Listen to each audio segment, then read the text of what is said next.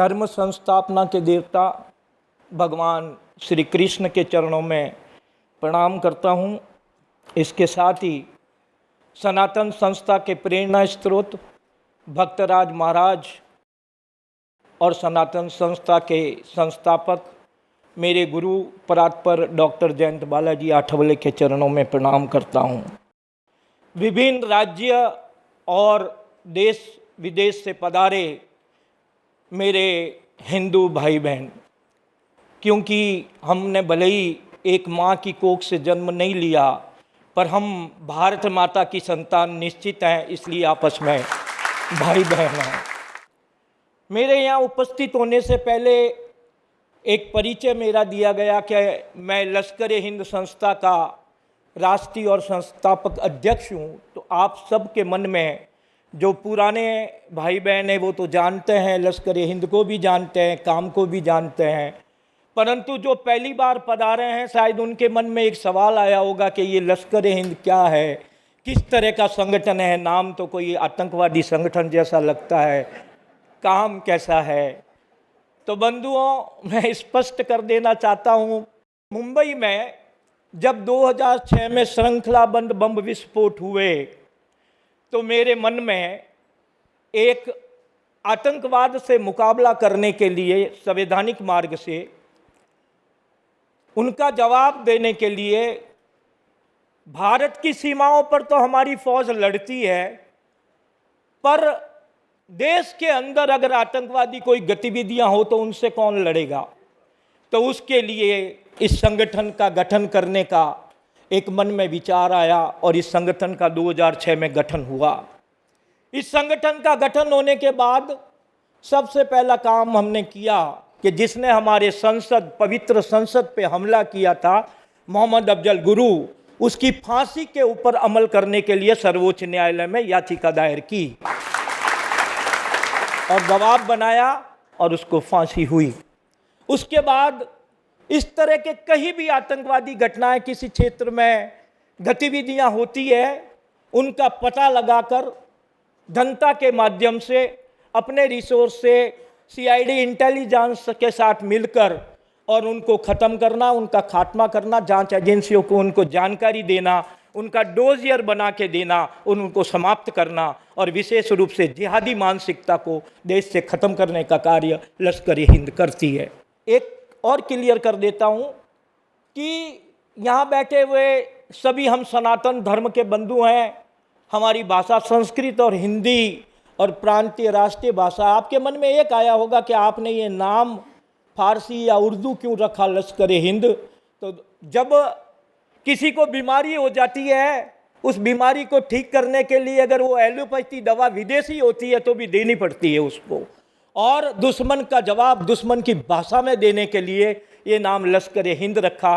इसका उदाहरण मैं आपको देना चाहता हूँ कि बीच में चीन कुछ गड़बड़ कर रहा था, तो मुंबई में हमने चीन के राजदूतावास को लश्कर हिंद के लेटर एक पत्र लिखा कि आप इस तरह की हरकतें और स्टेटमेंट देना बंद करिए, नहीं तो आपके दूतावास के सामने हम प्रदर्शन करेंगे। तो वो नाटे बौने नशेड़ी चीनियों ने जब देखा, ओ माय गॉड लश्कर हिंद, तो उनको बड़ा टेंशन हो गया और उन्होंने वो स्टेटमेंट देना बंद कर दिया। तो ये नाम का असर होता है। बंधुओं, मुझे विषय दिया गया है कि भारत में अर्बन नक्सल समस्या।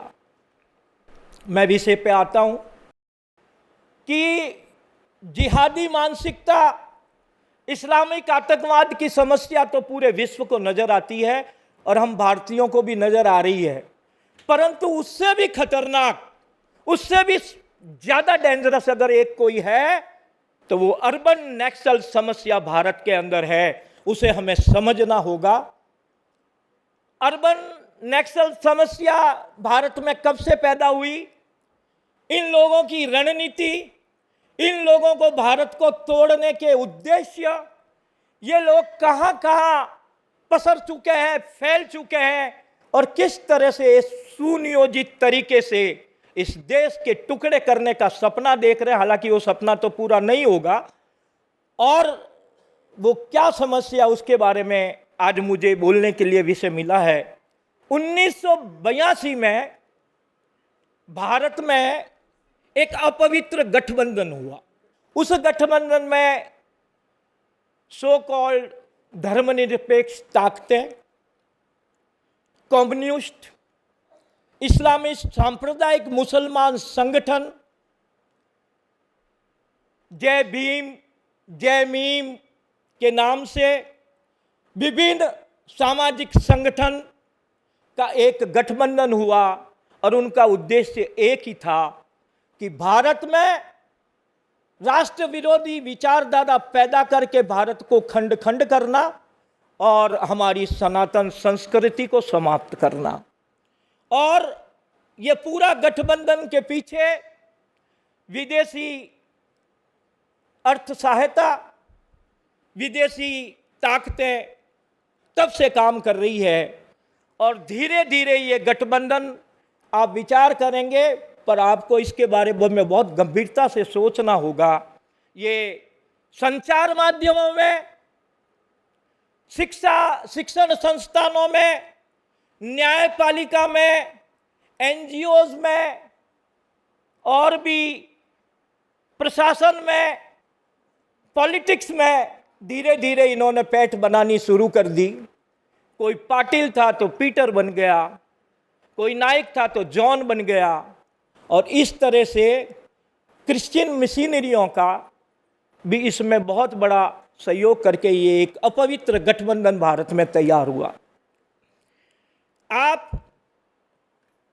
संचार माध्यम में जब देखेंगे ये किस तरह से आतंकवादी गतिविधियों को, भारत के विरुद्ध होने वाली हिंसा को, सनातन धर्म पे होने वाले आघात पे आक्रमण करते हैं, इसको आप इस मानसिकता को समझना होगा।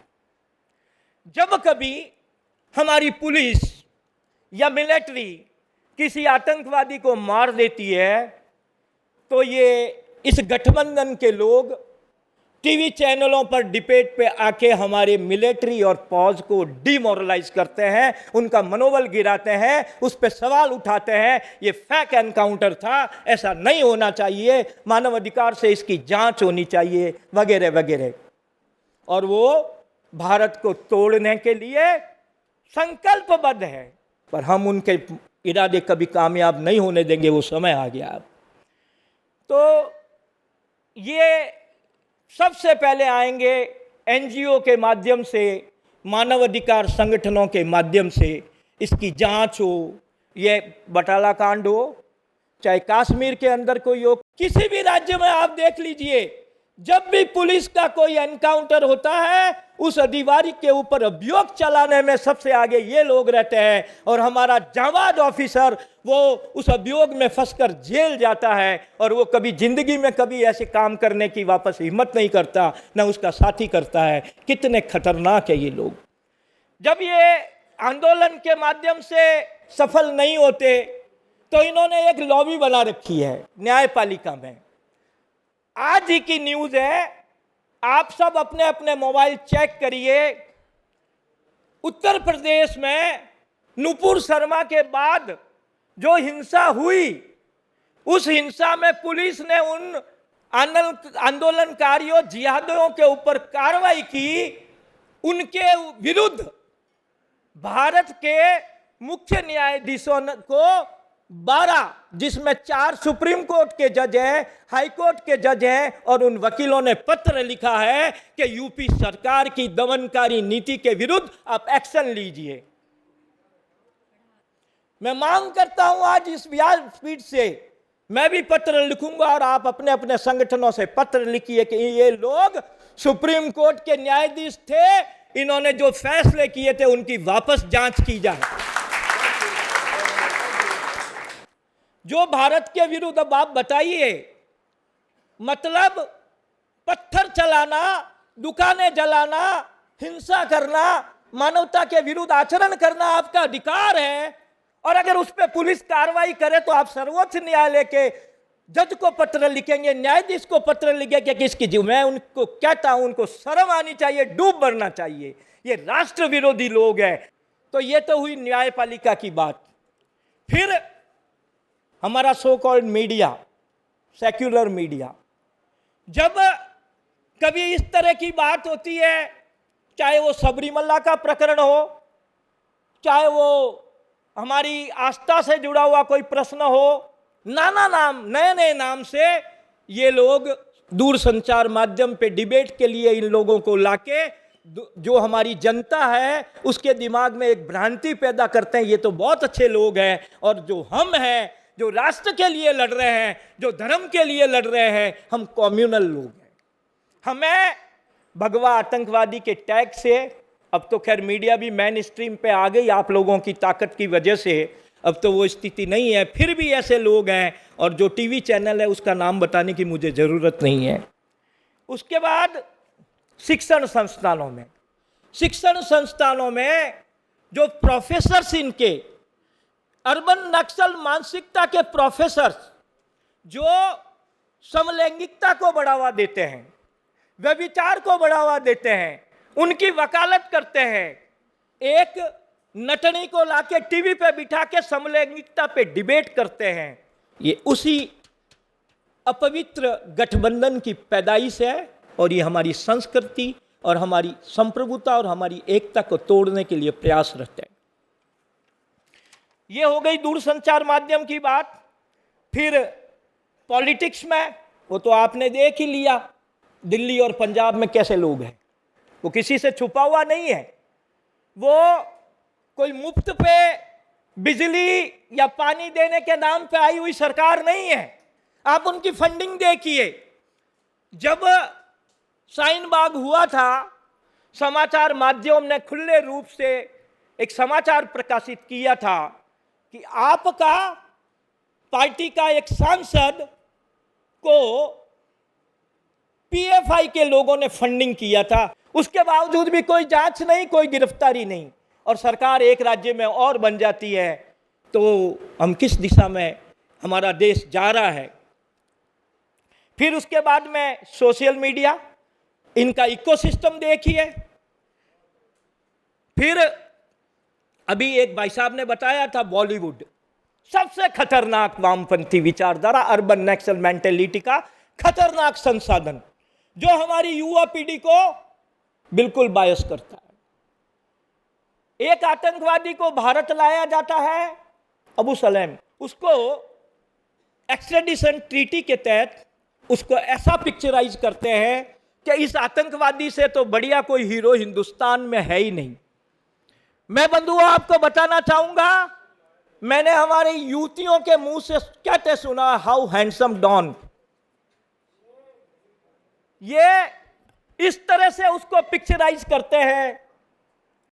एनजीओज, मैंने कह दिया, फंडिंग इनको विदेश से होती है, और हमारा दुर्भाग्य यह है कि लश्कर हिंद राष्ट्र के लिए काम करे तो हमारे साथ फोटो खिंचवाने के लिए कोई तैयार नहीं होता, कि तकलीफ में आ जाएंगे। है किसी अगर उद्योगपति के पास चले, सर मैं लश्कर हिंद का कार्य करता हूं और देश के लिए काम करते हैं, तो थोड़ा सा आर्थिक सहयोग कर दीजिए, तो बोले मरवाओगे क्या आप मुझे। ये स्थिति है हमारी। और उनकी नियमित रूप से पीएफआई को केरला कई लोगों ने उद्बोधन किया, यहाँ तो खैर सभी राज्यों से आए, सब ने अपनी अपनी बात रखी। तो वो जो फंडिंग होती है पीएफआई को, इतना बड़ा ये वो इकोसिस्टम, ये जो दूसरे मुसलमान संघ से, इनको सबको अरब देशों से फंडिंग होती है, हमें फंडिंग करने वाला कोई नहीं है, समाज एकदम उदासीन है। कोई बात नहीं, पर हमारा आत्मबल और साधना होगी तो हमें फंडिंग की जरूरत नहीं, हम इन सबको खत्म करेंगे। तो बंधुओं, ये तो हो गई समस्या और अर्बन नक्सल किस तरह से काम कर रहा। अब इसका समाधान क्या? समाधान भी तो हमें ही ढूंढना पड़ेगा। हिंदू राष्ट्र की स्थापना तो सब समस्याओं का समाधान है, पर हिंदू राष्ट्र स्थापित होने तक क्या हम बैठे रहे हाथ पे हाथ रख के? नहीं, बैठ तो नहीं सकते, लड़ना तो इनसे पड़ेगा। तो इसके लिए हमें करना पड़ेगा कि न्यायपालिका में जो वामपंथी लोग हैं, जजेस जो सीटिंग एंड रिटायर्ड, सीटिंग जजेस के सामने तो हमारे अधिवक्ता और बाकी भी अधिवक्ता जो युवा तैयार हो रहे हैं वो हमारे धर्म, हमारे राष्ट्र के विषयों पर न्यायालय में मैटर प्रखरता से रखे, जी हजूरी नहीं करे उन जजों की कि मुझे क्या करेगा। आपकी मेंबरशिप कोई कैंसिल नहीं कर सकता, आप अपनी बात विधि अनुसार, संविधान अनुसार उनके साथ में रखें। दूसरी, उनको एक्सपोज करना। एक प्रावधान है संविधान में, जैसे वो हैदराबाद से गोल टोपी वाला जोकर रोज बोलता है, वो जोकर क्या कहता है कि न्यायालय के आदेश की आलोचना करना कोई अपराध नहीं है। तो इस तरह के जब कभी भी आए निर्णय, जैसे चाहे वो सबरीमला का हो, भारतीय संस्कृति का हो, तो आप उसका विरोध करिए, हैंडबिल बनाइए, पोस्ट कार्ड लिखिए चीफ जस्टिस ऑफ इंडिया को कि इस न्यायाधीश ने जो निर्णय हमारी आस्था के विरुद्ध दिया, मैं इसकी आलोचना करता हूं। मैं कहता हूं 1 लाख पोस्ट कार्ड चले गए सीजेआई के पास थी, वो भी उसका बहुत असर होता है, और 50 पैसे का पोस्ट कार्ड होता है। फिर जो हमारे समाचार पत्र है, जो राष्ट्रवादी पत्रकार है, सनातन प्रभात जैसे पत्र है, अगर जैसे ही आर्टिकल पढ़े कोई हिंदू धर्म के विरुद्ध या राष्ट्र के विरुद्ध, उसके खिलाफ तुरंत आर्टिकल बनाए और हमारे सनातन प्रभात को भेजे और बाकी जितने राष्ट्रीय पत्रकार हैं उनको भेजें और उसमें पब्लिश करें और इनका विरोध करें। फिर एनजीओ का बहुत साधारण तरीका, आसान तरीका है। बीच में वो दिल्ली वाला मुख्यमंत्री बॉम्बे में एक मीटिंग करने वाला था, मुझे पता चला तो मैंने लश्कर हिंद के पत्र पे कुछ संबंधित पुलिस स्टेशन को लेटर लिखा कि ये वहाँ अगर जो रैली करेगा तो मैं इसको काले झंडे दिखाऊंगा। तो पुलिस वाले ने उसको भी 149 का नोटिस दिया, मुझे भी दिया कि आप कुछ नहीं करोगे। मैंने कहा ये भी नहीं करेगा, बोले इसको नहीं करने देंगे, बेनकाम हो गया। फिर पॉलिटिक्स के अंदर क्या होता है, देखिए एक बहुत बड़े दुर्भाग्य की बात है, मैं कर रखना चाहूँगा कि हम जागरूक बहुत हैं, हम अपने अपने क्षेत्र में काम करते हैं, संघर्ष करते हैं, पर जब मतदान का समय आता है तो हमारा हिंदू समाज एकदम उदासीन हो जाता है, या तो घूमने चला जाता है, पिकनिक पे चला जाता है, और मतदान का परसेंटेज बहुत कम होता है। ये हमारी सबसे बड़ी कमजोरी है। तो जो उत्तर प्रदेश जैसे राज्य में प्रखर हिंदू सरकार की सीटें कम होती है तो हमारे को विचार करना चाहिए उसके ऊपर। हम उस दिन घरों में ना बैठे, जो लगता है कि नहीं ये एमएलए, ये एमपी हमारी विचारधारा का है, भारतीय संस्कृति की रक्षा करने वाला है, राष्ट्रभक्त है, उसके लिए मतदान करने के लिए लोगों से निकाले, अपनी गाड़ियों में लेके जाए कि चलिए आप मतदान देके आए कि नहीं आए तो चलो मैं मेरी गाड़ी लगाता हूं, आप चलिए। हम भले कार्यकर्ता नहीं है किसी पार्टी के, पर हम इस राष्ट्र के नागरिक जरूर हैं, हमें हमें ही रक्षा करनी पड़ेगी। तो फिर उसके बाद में बॉलीवुड में तो जो हमारे विकास में फाइल्स फिल्म आई, ऐसे और मैं धन्यवाद देना चाहूंगा हिंदू समाज को, पहली बार किसी फिल्म को अपने कंधे पे उठाया हिंदू समाज ने, और उस फिल्म को इतना प्रतिसाद मिला कि राष्ट्र विरोधी जो फिल्में बनाते हैं, संस्कृति विरोधी, उनको सोचने को मजबूर होना पड़ा। ये काम ऐसे और डायरेक्टर और प्रोड्यूसर ऐसों को प्रोत्साहन दें, जरूरी नहीं है धन देने का, दूसरी तरीके से उनकी मदद करें। कोई अगर कहीं वो शूटिंग करना चाहते हैं, स्थान हमारे संबंध में तो उपलब्ध कराएं, जो संसाधन हम दे सकते हैं हम उनको दें। और उसके बाद सबसे बड़ा काम है कि घर घर जाएं और समाज को हिंदू राष्ट्र स्थापित करने के लिए जागृत करें। और उसके बाद सबसे बड़ा काम है जो मेरे गुरुदेव कहते हैं और संतगण भी कहते हैं, साधना करें। क्योंकि गुरुदेव ने कहा है कि ये ईश्वरीय योजना है हिंदू राष्ट्र स्थापित होना, आप प्रयत्न करें न करें हिंदू राष्ट्र स्थापित होगा। गुरुदेव ने कह दिया, इसका मतलब हम नहीं करें पर हम साधना जरूर करें, क्योंकि अंतर मन की ज्वाला से जगती में आग लगा दूं मैं, ये हमारी संस्कृति है। हम अंतर मन की ज्वाला से भी जगती में आग लगा सकते हैं, हमारी आध्यात्मिक शक्ति से हम बहुत कुछ परिवर्तन कर सकते हैं। इसलिए साधना का स्तर बढ़ाएं। एक माला करते हैं, 2 माला करते हैं, 3 माला करते हैं। एक युवक मुझे मिले थे कल, बड़े हतोत्साहित हो रहे थे कि मेरे पे इतने केस हो गए, वो हो गए, मैं काम कैसे करूं, मेरा परिवार मना करता है कि आप काम बंद कर दीजिए। मैं उनसे कहना और युवकों से कहना चाहूँगा, ये मैं आपके सामने जीता जागता उदाहरण हूँ।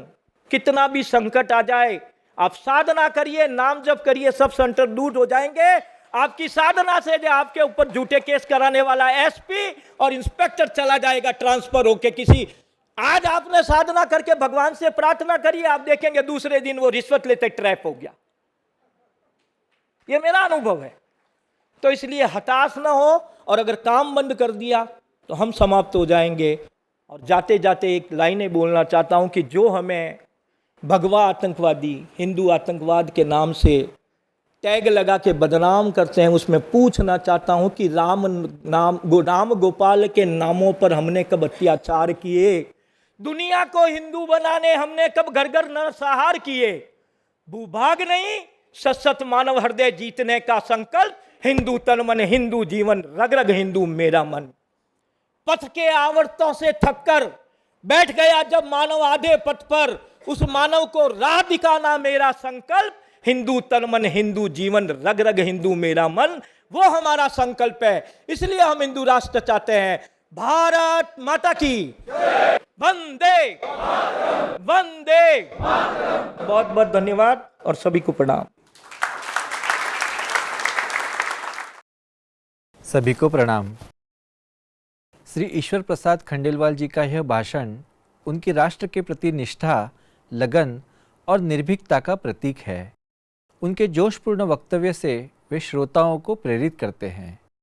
राष्ट्रहित हेतु स्वयं कार्य करने की उनकी दृढ़ता सराहनीय है। ऐसे वक्ता जितने अधिक होंगे उतनी ही हिंदू राष्ट्र की स्थापना सरल होगी। श्री ईश्वर प्रसाद खंडेलवाल जी को उनके जोशपूर्ण वक्तव्य के लिए मैं धन्यवाद देता हूँ। नमस्कार। जयतु हिंदू राष्ट्रम, जयतु हिंदू राष्ट्रम।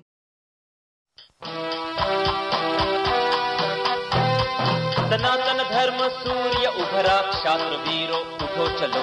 सनातन धर्म सूर्य उभरा, क्षात्र वीरो उठो चलो, उठो चलो। सनातन धर्म सूर्य उभरा, क्षात्र वीरो उठो चलो। सनातन धर्म सूर्य उभरा, क्षात्र वीरो उठो चलो।